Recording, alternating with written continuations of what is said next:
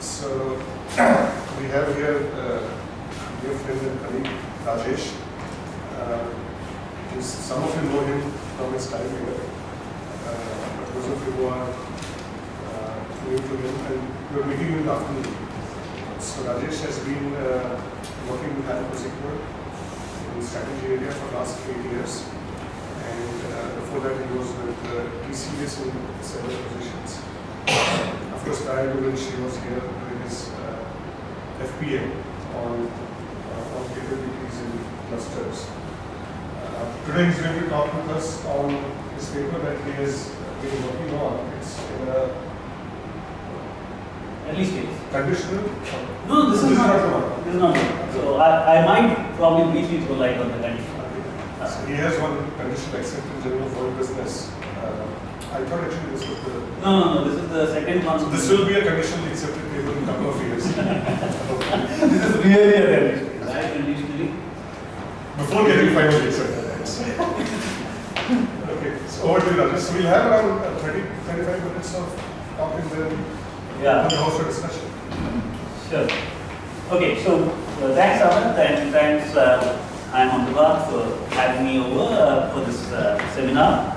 So what, this interest of mine in governance was very, it happened only a couple of years, probably about 3 to 4 years ago, when, one of the students has approached me saying that, sir, I want you to work in the area of governance, and why don't you be on the committee? And then, I'm not her advisor, but that's Vidya, who is now a lecturer in Alberta University. I'm sorry, is it visible? Or? Yeah. So that's how I started getting into governance. Otherwise, after graduating from here, literally I was in clusters and trying to understand the utility of clusters for firms. I developed our strategy in my last 6-7 years, where I authored a couple of papers with Prof. Amit and Karthik, who was earlier here, and of course my guide, Prof. Basant. So, and we are still working on that, and clusters and internationalization, clusters and firm strategy is really my core area of work for the last 8 years. Last 3 years I moved into some of these issues around governance, and I found some of the things interesting from a theoretical angle. Primarily, governance systems was different in India because institutionally we were very weak at one point in time, and thus, the type of governance mechanisms that was there in India was very different from the type of governance mechanisms that existed in developed markets. So that originally rekindled the interest on what are the theoretical underpinnings that can explain some of the things that firms do. Of course, you have to take, one can keep saying that we can influence the governance systems in India, and firms can do influence governance systems in India, but that's a long haul. So what we are looking at is, given the governance systems, what should be the implications for the firm strategy? And so that's the focus of the larger question that we were trying to explore in work. And of course, as he has mentioned, before getting into this paper, I will talk about the paper which is under conditional acceptance stage and general employee business, where we looked at, if you really see the differences between the emerging markets and developed markets, primarily, the developed markets governance systems are explained by a theoretical underpinning, which is which is basically the agent. I hope all of you, being in the third year of your study, do understand the principal agent problem, and then how how that gets resolved in the governance literature through the presence of independent directors, separation of CEO and chair positions, etc. And that's what has happened in the developed market literature. However, the literature also talked about the emerging context, emerging market context. And emerging market context was primarily driven by issues of not principal agent, because one of the agents, the agent is also one of the principals. So primarily, the families who control the firms in the Indian context also are the agents in the in this scenario.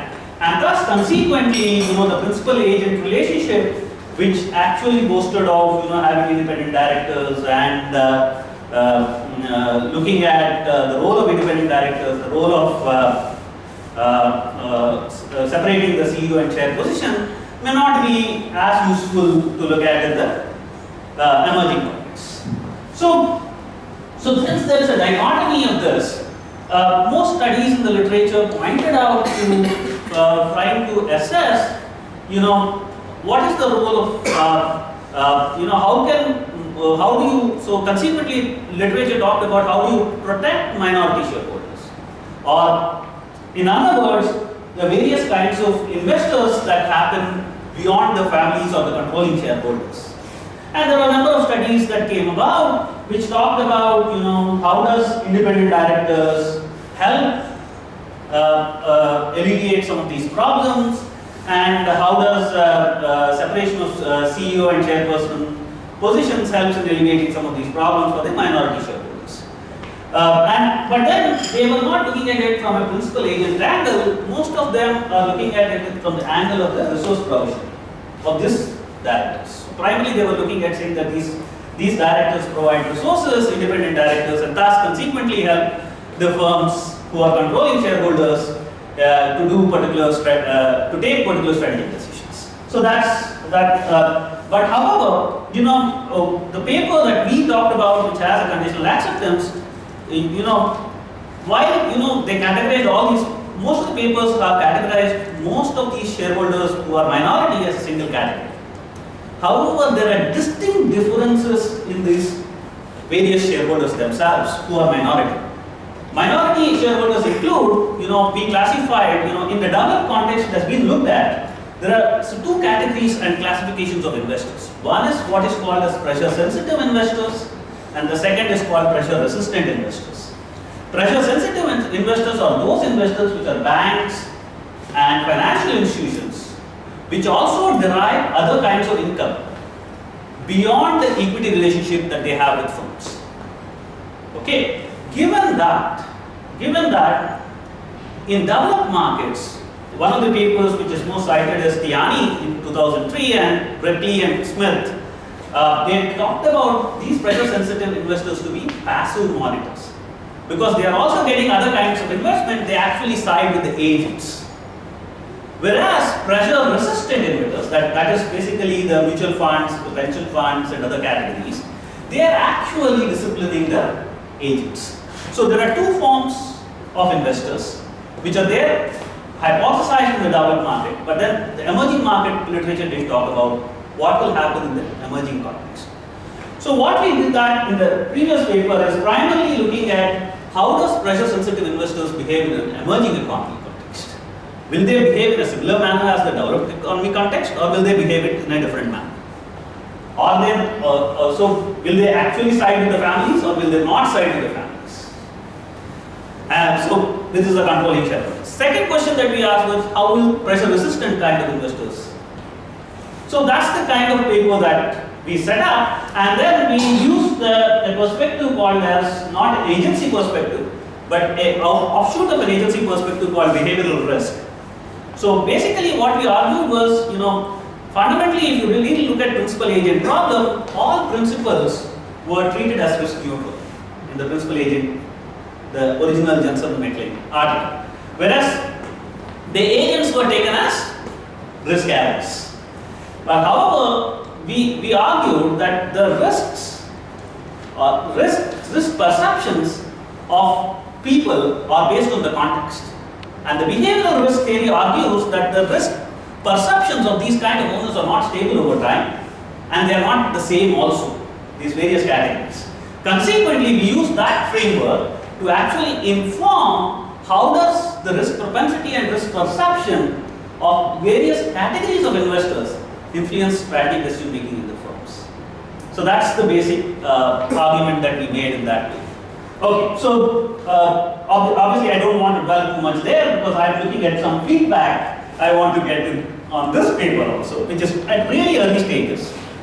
So while we are doing that work, what we realized is this is not just about the principal agent or the informing, how does the debate happens in between the various categories of owners and the strategic decision making of the firm. But we also realized that there are contextually a lot of things that became interesting as we reviewed the literature. One of the unique factors that was different in the Indian context is the role of the nominee directors, because nominee directors come in India or any of the emerging economy players because of their relationship as a creditor, because they have debt agreements with firms, and debt agreements actually help you in giving you the nominee position. So you can nominate a director on the board because the firm has taken a debt from you. Unlike in the developed context, which is basically the developed context, the nominee, the debt holders do not become part of the board. They only become part of the board when the firm becomes insolvent or bankrupt. Only when the bankruptcy court comes in, the debt holders come into picture on the board. Before that, the firm is, and that's for obvious reasons, because they do not want this conflict of interest to arise between the creditor and the equity owner. There's a duality existing because as a creditor, you want to protect your interest income. As an equity owner, you want to take risk and maximize your returns. So that's the duality that, but then however, in our context, the nominee directors are already present. So given that role of nominee directors become important in decision making in the firms. So we are not saying that this cannot be changed. So policies are looked at, in fact, Narayana Murthy Committee has suggested that the nominee directors should be taken away from the Indian context. However, it continues to exist. So we are not asking this question, what should be the ideal corporate governance system at a policy level should be. What we are asking is, what should be firms' decision-making choices given that there is a presence of nominee directors? So that's the basic question that we are investigating. So the rationale for research. So basically, if you really see the developed market literature, it's called as Anglo-Saxon, which the model of the corporate governance, which I explained. But then we are also looking at, there are other models of corporate governance, which is basically continental European corporate governance model, which is basically talking about various stakeholders. Instead of giving privacy to the shareholder himself, which is what Anglo-Saxon model does. So what we are observing is that there are governance systems in place which are very different from the Anglo-Saxon model, which is most often used in the literature. So, and then we have also observed the ownership concentration and principal conflict in emerging markets, so which I talked about. And obviously, most of the literature talked about in developed markets about the monitoring role, whereas in the emerging market they talked about the resource provisioning role of the directors. However, most of these studies in the emerging market which talked about resource provisioning role took up contextual factors like independent directors, separation of CEO and chairperson's positions, which is more characteristics of the Anglo-Saxon model. It's not a characteristic of a continental European model of governance or an emerging market model of governance, which is a little different probably from even the continental model, which we don't know. There is nothing that has been established in the literature as emerging market. So given that nature, we thought we will look at nominee directors. And when we were presenting this paper in the last time in the AMA workshop, paper development workshop, one of the things that we realized was that, in fact, one of the editors of the AMA was pointing us towards saying that this is a very interesting aspect, currently getting debated even in the US. And that's how the paper became interesting. Because what they are also looking at is saying that, the principal agent, where the investors, which is creditors, do not have any role in the principal agent framework in Anglo-Saxon context, is being questioned by the creditors in US context. US financial institutions want a position or on the board of US companies. And that's where the interest came in to develop this further. So what are the rationale, how it actually impacts decision making in of firms in India. So basically what we are looking at is representation of insiders.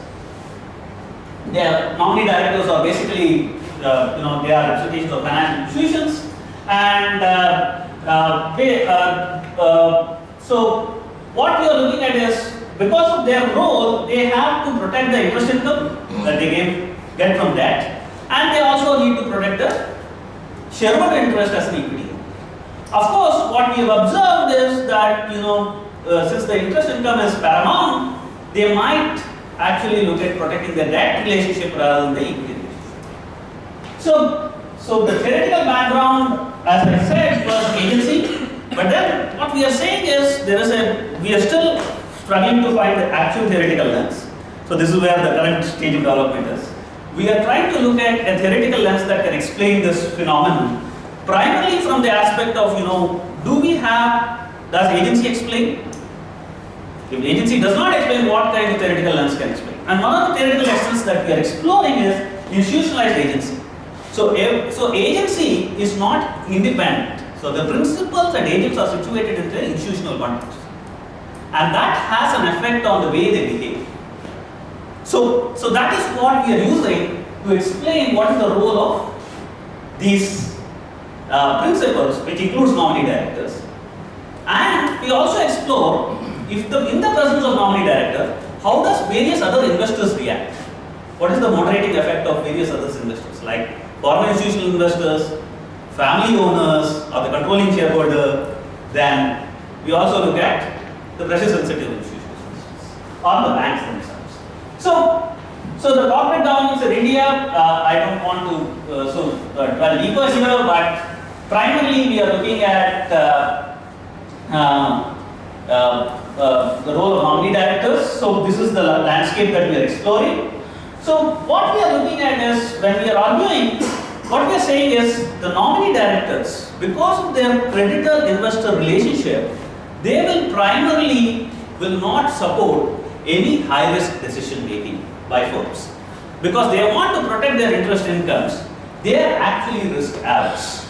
So consequently, what we are looking at is they will negate any decisions that firms want to take, high-risk decisions that firms want to take. Consequently, we hypothesize one of the decisions as internationalization. Obviously, we are also exploring other risky decisions such as R&D here. Okay, R&D is one of the high-risk activities that people can do. So that's another decision that we have reserved, but I am not showing that. So, but what we are looking at is basically the proportion of nominee directors in the board is negatively associated with the international investment of firms because of this. So the other relationships that we are looking at is the role of family members. Yes. The first one, internationalization, will only mean that investment outside the country or also export decisions? No, it's only investments outside the country. We have not looked at exports because exports is primarily a market exploiting nature. So that may not be linked to the investment choices that the firm owners are making. Because that is how we invest. One of the reasons why this investment is important is primarily because, whenever you are trying to make an international investment, you have to either raise your debt or you have to raise your equity. Because you not, in an institutionally constrained environment like us, financially constrained environment like ours, either you have to do any of these choices. And given that you have to do these choices, what you are looking at is where do you get your support from? For any working capital requirement that I have, I might also take up debt. Right? Yes, you are right, but working capital requirements are not as significant as Investments were saying? investments for. International. Okay, so that's one of the things. Yeah. Is there established in literature that nominee directors are generally risk averse? No, it's not established. In fact, nobody has studied nominee directors. What we are saying is, what is established in the literature is pressure-sensitive investors are passive. They do not want to actively engage in. They want to side with the agents because they want to protect their fee income, etc., and emerge in developed markets. What we are arguing is, consequently, the model of corporate governance is not similar. Anglo-Saxon is very different from what we have in India. So, since the nominee directors in the Indian context are in the institutionalized logic that India is, so they may not have the requisite information and technologies to assess high risk decisions. And these nominee directors you also. And thus, they are not passive alone, they are actually active and risk averse. So there is a risk neutral position, there is a risk loving position, and a risk passive position. So what we are arguing here, while passive investors, pressure sensitive investors can be passive in developed context because they don't need to get into this, they don't need to discipline because they want to get other incomes. They can be passive. In Indian context, because they are financially constrained, they have to raise debt because equity market is not so well developed. So they will, whenever they have to give debt, they want to protect their interests, and thus they become risk averse. That's the argument. Okay? So consequently, the nominee directors are negatively, proportion of the nominee directors are negatively related to the international. So this is the basic argument. So the second thing that we looked at is on the family owners, and this is where it becomes interesting. So the family ownership, as long as the greater the family has stake in the firm, how does it affect, higher proportion of ownership? How does it affect the nominee relationship with the decisions of internationalization or any strategic decision? So the argument is basically, because family owners have an understanding of the environment and the firm in a deeper and can communicate with the directors more effectively, because they have ownership, they are involved in the decision making, as they have more ownership, and thus they understand the context, they can actually inform them and educate them. How does it help the firm mitigate the risk despite taking riskier decisions? And thus, what we are arguing is ownership by family positively moderates, greater ownership by family positively moderates this relationship between nominee director proportion and internationalization. Yeah, but it is also to sum up looked at that if there is higher ownership of family, then there is a lesser level of internationalization. Yes, that is for the overall ownership of the family. We are looking at the moderating effect of. Yes. So what we are looking at is, I'm not sure, chart. So basically, if you really look at family ownership and internationalization, which has been extensively studied even in emerging markets, there are more than a couple of papers now, this is negative. And that comes from basically the angle that says, again this comes from behavioral risk perspective, which is basically saying that families want to protect their wealth, and consequently they do not want to internationalize. But that's not the relationship that we are interested in. So that is what I'm thinking. The first one is that it is already negatively associated. Yes. So when there is a family ownership, why should it not be more negatively associated? So what is happening, what is happening is, so even this is negative, what we have argued. Right? So basically what you are saying is, we are trying to bring out arguments there saying that this ownership, as they move into internationalization, because they require the support of, because financially you are constrained, when you actually do internationalization you require support. And then, so basically unless you get the support of the nominee directors and turn them around and talk to them and say that, look, there is this information that I have which is insider, because they are on the board, they actually get to not just witness the market performance, they are also getting the inside information. And thus, consequently, they get informed and get the support back. Saying that I will want to internationalize if I want to internationalize. You cannot internationalize till the support of the nominee directors. So that is the assumption that you are making, that family firms will have greater relationship with nominee directors than non-family firms. We have not explored the non-family firms in this. Because here you are saying that they have a relationship with No, we are saying that these nominee directors are on the board of the firms. Okay? So what we are saying is, nominee directors being on the board of the firms actually helps you in internationalization because you can raise more debt, which is required for, because unless they are on board, you cannot raise capital. So what you need to do is, you have to get a buy-in from your nominees. Yeah, so my question is, why is it like only for family firms? Why is it not fixed? Oh, it can be for other firms also. Yeah. So which is not what we have explored. Yeah. So we have not explored for other firms. That's why I'm saying, so what we are exploring is for family firms in this context. To add on to this question, is that Yeah. That's an interesting observation. We have to think through that. if the nominee directors in isolation are negatively related to internationalization because they risk averse, and family directors in isolation are negatively related, you're saying that when two of them sit and talk or rather convince each other, Not family owners, once they want to do internationalization, how can they do? When will nominee directors support?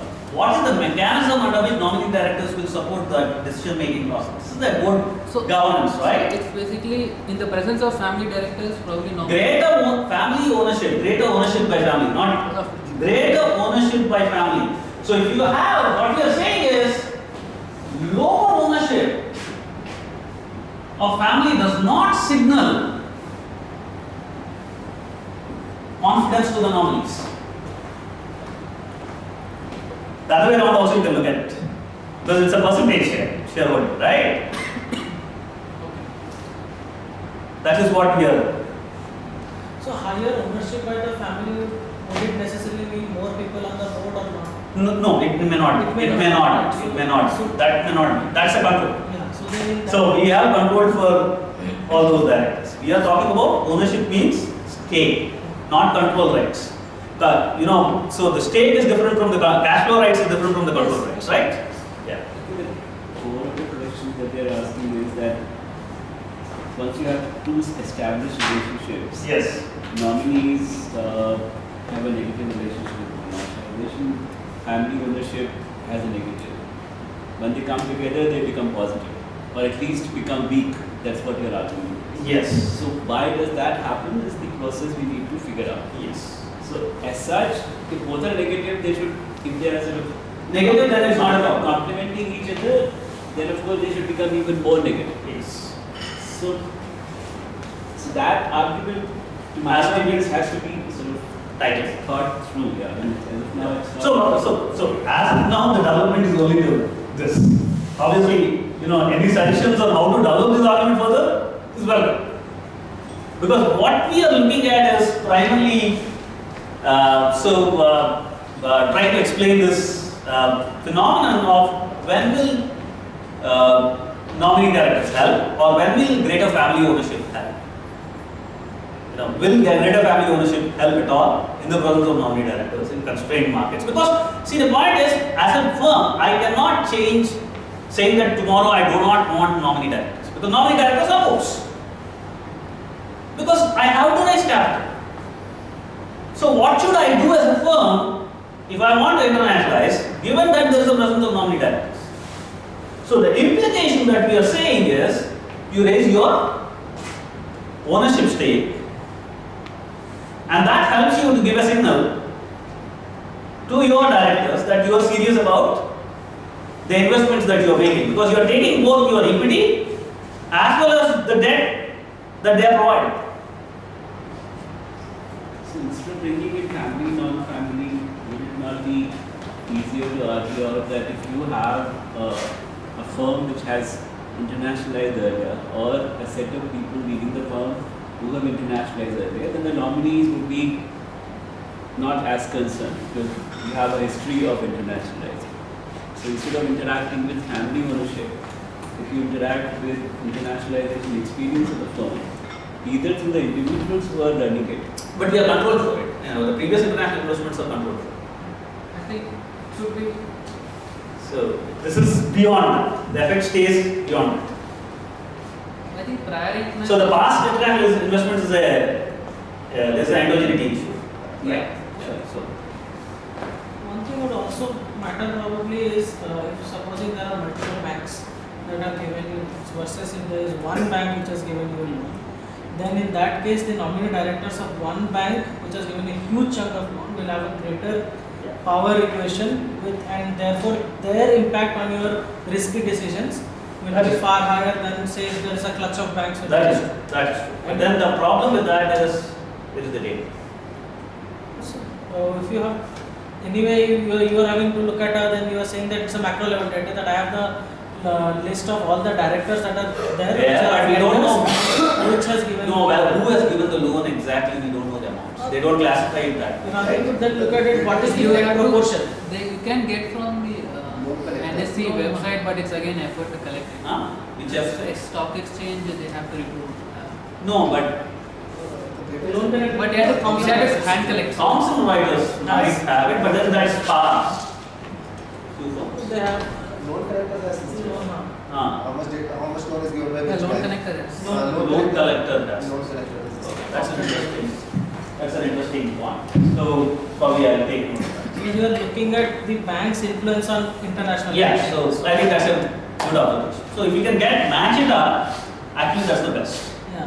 That's one of the things that probably we should do in this field. And another thing is, we are classifying nominee directors as a homogeneous block. So what is the, so if I am representing some bank, a foreign bank, then they may be less risk averse because of their past experience of the bank. So what we have observed is that most of the loans in Indian context are given by Indian banks. credit is given by public sector. Yeah. So local financial institutions. So we don't require financial institutions from abroad coming in. To add on to this thing, like your first hypothesis, the argument was that they risk averse because they don't have technical knowledge about internationalization. Yes. But most of the, or rather at least a good chunk of Public sector banks. public sector banks have internationalized their operations. Yes, but then that is only having branches there. They are really not understand. See, having a small set of operations is very different from, if you really look at the balance sheet of the bank and see, what proportion of their revenues come from international operations. But for the banks, it should matter as in how much am I getting in interest rate. So if there is Yeah. more loans, then I'll get more interest. Yeah, but then you also, no, it's not just about more loans. It's also about whether you will get back that. Yeah. So you have to be, so your understanding of the environment is important while deciding the loans. See, that's the point that if, as a bank, my portfolio firms have in the past performed better in internationalization, and I will be less risk averse to give loan for future to a firm which is internationalizing. So my nominee will not oppose that decision. For example, Overseas Bank of India, it gives a lot of loans for this thing. So its nominee will behave differently from a SBI nominee. I agree. So obviously there will, we have clubbed this, homogeneity of nominee directors is an issue. Yeah, so again, for that we need to move beyond the data of CMI. Yeah. Okay, so we need to go into some of the databases that you are suggesting. Yeah, You that's can right. also use CMI, also you can use, just have to make the connect of the director to which national. No, that itself is not enough. That this guy provide exactly the loan or not. They might be there on the nominee as a small debtor. Some of the larger institutions which have given loans will not have a nominee. And I know I have seen this. Yeah. Okay, so we have to match it up. Unless that matching is done, it's difficult to drive home that point that The nominee director. What's your name? my investment. You have to do that. Okay. So yeah, interesting. So I think the rest of the two I don't want to explain more, but the moderation effect on the banks and financial institutions is consequently negative because greater ownership. That's the traditional argument. Both are negative anyway. So that's not seriously a argument that probably is interesting. So I'm not really looking at the story here is interesting. So the story is pretty very. But then another interesting thing that we found, if you really, so obviously the data is publicly listed in the companies, so the database listed companies from 2006 to 2017, and okay, so we use nominee representation as a dummy variable. So obviously we can also look at Proportion also will be looked at, saying that we have a proportion, but proportion is the results are similar. Why do you stop it? There are a lot of zeros in the nominee directors. Like how? There are zeros, obviously. There are zeros and marks. More than 20. His left hand side variable is internationalization. Yeah, international investments. Okay. Likely. The likelihood, right? So this is a Tobit panel that we ran. So it's a sensor data. So it's so obviously that also has a lot of zeros. So it's a Tobit panel, but Tobit panel has some issues. So there's an estimation right now which is called as honor estimation. It's a semi-parametric estimation because the complete solution is not there. So semi-parametric estimation is what we do here in this model. Okay, so that's the technique that was followed, and if you really see, this is the results that we got. So the interesting part I said is that it's about 5% significance, and obviously this is 1%, and FII is also negative, which is not the difficult part for us to explain. Why is FIIs, whenever FIIs increase their shareholding or greater FII holding, actually further derails the presence of nominee, saying that nominees opposes. So that's another thing which we have to explain. We are still struggling there. So putting a story together around that. And from looking at ownership, the level of ownership. That's the level of ownership. No, FII's level of ownership in the firm. Yes, that's what we are looking at. Versus the nominee director's presence in terms of the debt as a total percentage. A percentage of debt which FII and Yes. No, that is not FII. FII is given equity. Equity. What I'm saying is that total percentage of debt that the nominee, the banks have given. Yeah. Okay, so That that is actually a higher would one. throw some light here. Yes, if that is higher one, then they will anyway downsize the kind of equity ownership. Well, so the interesting thing is, still we are struggling to find the lens that we have to use. Because when we explain this story using from a behavioral risk perspective, it didn't serve. The AMJ guy told us clearly that you have to live with the principal agent problem, and that's what will serve. So what we are looking at is, can we combine institutional lens to say that the governance systems are different, and thus the principal agent, the way the principles, some of the principles like nominee directors will work, will behave very differently, and consequently the various owners also will behave differently because of these institutional conditions. But my question is actually, can you call them principal in the first place? Because they are not owners of the firm in the Jensen or McLean kind of. Who are not owners? The banks. Oh yes, they are owners. In our case, they are also, see, nominee directors, okay, there are two things. Obviously, we have to match, as you rightly said. So, but then nominee directors are there. They also have a holding, like the pressure sensitive institutional investors, banks and financial institutions also hold equity positions in most of these firms. Then that will bring a different argument as to whether you want to increase your returns or increase your interest. Oh yes, that duality is always there. So the creditor equity owner duality that nominee directors face is there. That's there. That's existent in this phenomenon. And to also add that context, like generally if you want to differentiate between Western and Indian, saying that it's different in the principal agent context, generally what I observe is that it's like you don't say that principal agent doesn't exist. Like only you say that principal also matters. That's it. So it's very difficult to say that it's just because of the context. No. I am not looking at that. And what we are looking at is primarily explaining this nature of relationship. And even the principle, what we are saying is all principles are equal. All the minority principles are equal, and all the controlling principles are equal. But what we are saying is the minority principles are not equal. And the controlling principle is also different. So the minority principle, the FIIs behave very differently, and the domestic financial institutions behave differently. They do not have the same objectives. Principal argument is there in case of family ownership also. When you have large chunk of family ownership and then there are smaller other retail shareholders, then that principal ownership difference also creates some kind of an No. That is basically you are saying that controlling and non-controlling. The heterogeneity in non-controlling has not been there in the literature. Heterogeneity that you are now looking at, because there is FIIs who is taking equity share, and their objectives are different, and their understanding of international markets are different. Whereas the local financial institutions, which also has equity positions, their understanding of financial markets are different. That heterogeneity has not been captured. That paper anyway is, we have established that as a contribution in the one which was accepted. Because we are looking at ownership only, how ownership matters to international relations in that way. Here we are looking specifically at the role of governance context. So one thing which people recently in agency are talking is that most of research ignored the fact that the difference in ability of the type of owners to monitor or give help in decision or not help in decision.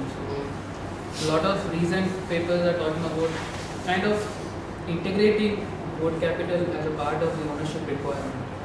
Board capital. Because it's mostly resource based.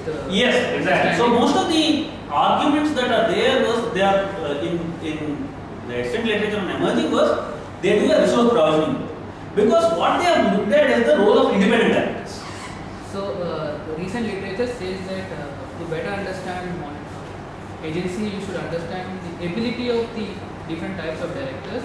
Exactly. However, most of the time we proxy ability with the incentives, which is not always the case. So rather you look kind of an ability as the antecedent of how this monitoring behavior varies or decision making in the board. What you are suggesting is we move into the characteristics and demographics and experience of these directors. So indirectly saying that my nominee directors don't know the interest in that's understanding that they don't have the ability. At least you said that in your first Yeah. So you so they say that monitoring capabilities or abilities vary according where the directors come from. So We can combine. You're right. So Infobase, NSE, NSE corporate governance database, and the CMI. We can combine that, and even CMI has this data. that is of the experience. latest in terms of the Board capital. Extant. Yeah, I've seen the Hillman et al. Paper that you are talking. 2003 and post that. Yeah, a lot of literature post. So in your database, you don't know how many family directors are there and how many FIIs. No, family directors, FIIs, no, we don't have, but we have independent directors, we have family directors. CMI reports, correct me if I'm wrong, because this is a student who is doing this work. What she told me was that there is data of independent directors, family directors, and nominee directors in CMI. All three fields are there. But then we do not have which institution, to a certain extent it is there in CMI, but it's not as greatly captured as the I think NSE we database. just compare with the other list which comes from.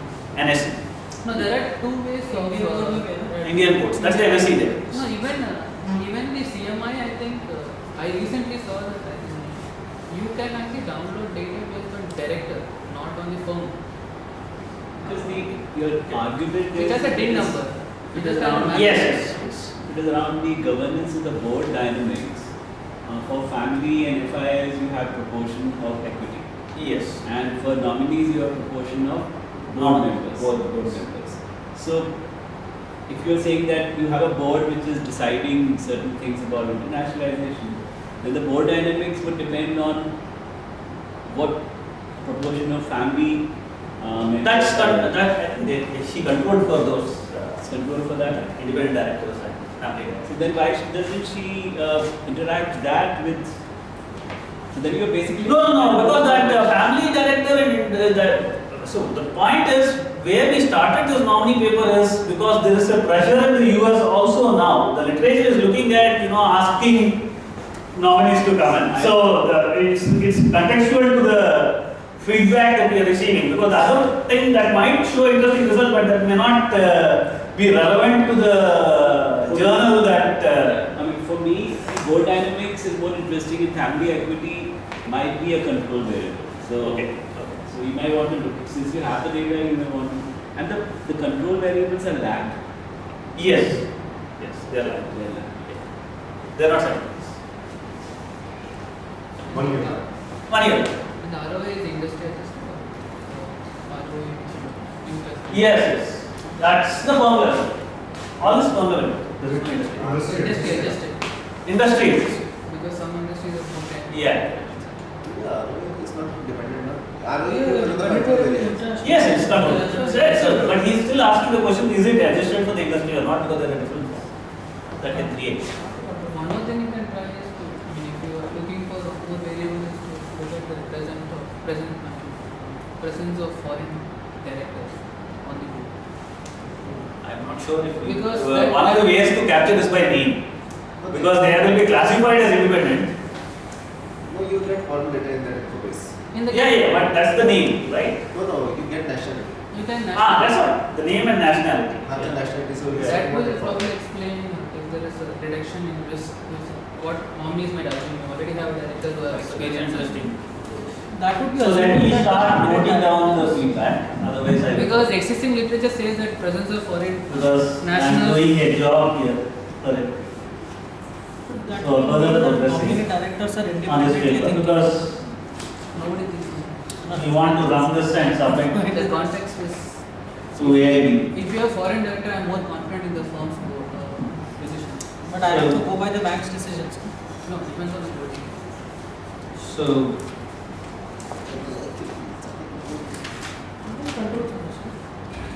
collectors database, that's one. Loan connector. Loan connector. Connector. Connector. Reuters. 1000 letters. Yeah. But I don't think we have access to it. Let me check. But that's only with Ahmedabad and Calcutta and a few institutions. So then, second is international directors.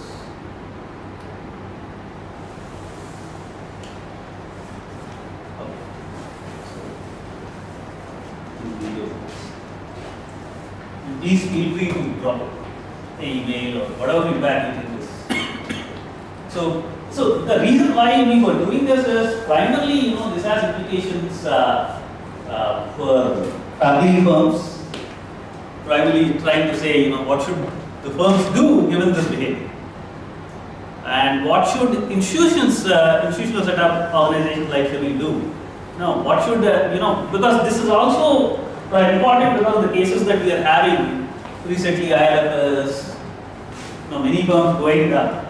So all this is basically meaning the assessment strategy of Indian institutions is somewhere lacking, Your first, and that has to take a significant improvement. your first implication says that private or nominee directors is not resource provisioning. Yeah, but monitoring, because they are trying to monitor their investments. Yeah, but the family, the business wants more capital or more debt from getting the nominee directors on board. Yeah. So then wouldn't that be a form of resource provisioning? No, but then still they want to see. Okay, so typical way resource provisioning was looked at. Okay, so you're right. While I was making this observation here, I was thinking a little deeper, and then I found that most of the people are looking at information as a resource. In most of the independent directors, when they argue concept, they are not looking at typical financial resources that we are looking at. So probably I should have put that it's not information resource provisioning role that most studies talk about, but they actually monitor their own investments. So that's the. But I think you should not get into saying not resource, because trade-off between monitoring and resource is not well established. Probably should say that monitoring is yes, but not say that not resource. And also they might also be willing to use the bank's own existing experience. From the nominee directors, they might get to know that what other firms are they funding or they will get to. Yeah, but that's not showing up. No, that is true, but then not resource. So if that is true, the data should support that. But again, they not allowing internationalization again kind of providing they have and say that okay, I feel it's not good. Yes, but then we have seen that, but other investors support it. Yeah. So because the kind of So eventually, the question that I think most of you are asking is, because we are looking at only at investments, and what you are asking is whether the performance matters. It's not investments. What you are saying is, all of them, most of these companies are looking at performance, and performance is not great when firms go abroad. At an average, you're not looking at some of the cases that we study, but at an average, if the performance is not good, then so we have not established that talent. That talent is still there to be explored. Just for curiosity, the proportion of family ownership and proportion of nominee directors, how are they correlated? I have to check. I believe there is no multiple linearity. No, we have checked. We have checked. We have, yeah. Only little curious split. No, it's not. We have checked the IIFs. No, you check the IIF, but I just wanted to know The correlation.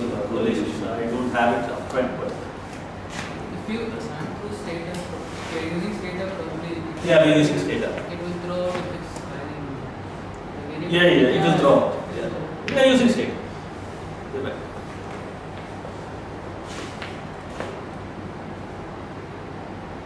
So, I think, thank you very much for coming around. So, I will see you in the evening. So, hopefully, this was of some interest and discussion.